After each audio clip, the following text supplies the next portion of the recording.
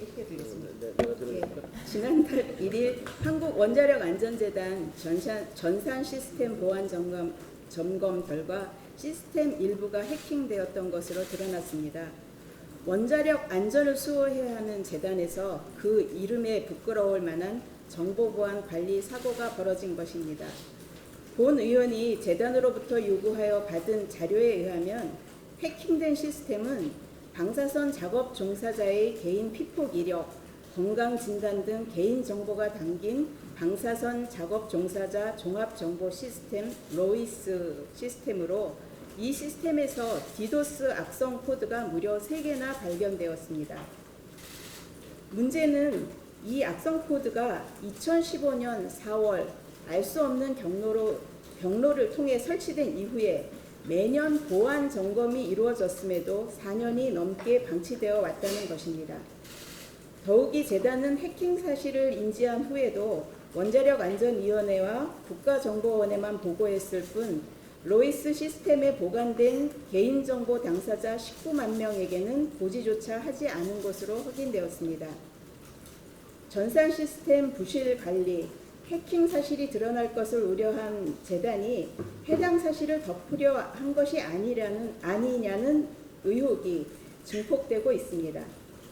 현재도 원자력안전재단은 개인정보 외에도 외부에 유출되어서는 안 되는 국내 원자력안전 R&D 성과를 보관하고 있습니다.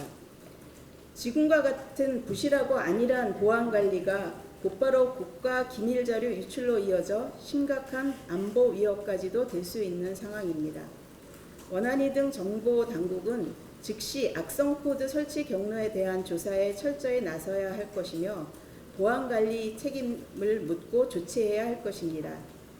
이번 사건을 계기로 원자력 안전에 대한 각종 주요 자료를 보관하는 전산 시스템 보안 상태를 점검 강화하는 등 확실한 재발 방지 대책을 수립할 것을 촉구합니다. 한 가지만 더 말씀드리겠습니다. 어제 오후 충남 당진 우체국 소속 강모 집배원님께서 돌아가셨습니다.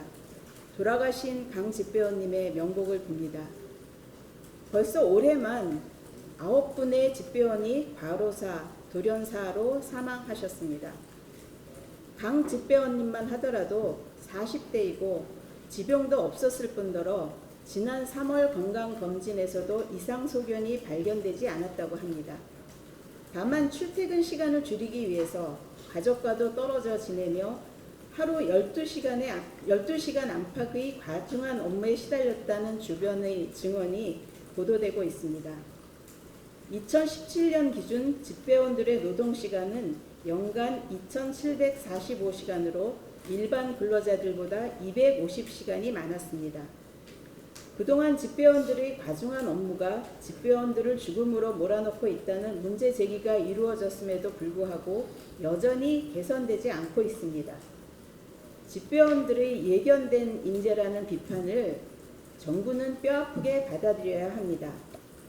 더 이상의 비극을 막기 위해서 정부가 집배원들의 근로시간, 업무량 등에 대한 정확한 조사와 이에 따른 근무 환경 개선에 적극적으로 나설 것을 촉구합니다.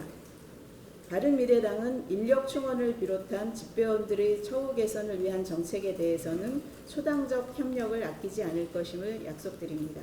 이상입니다.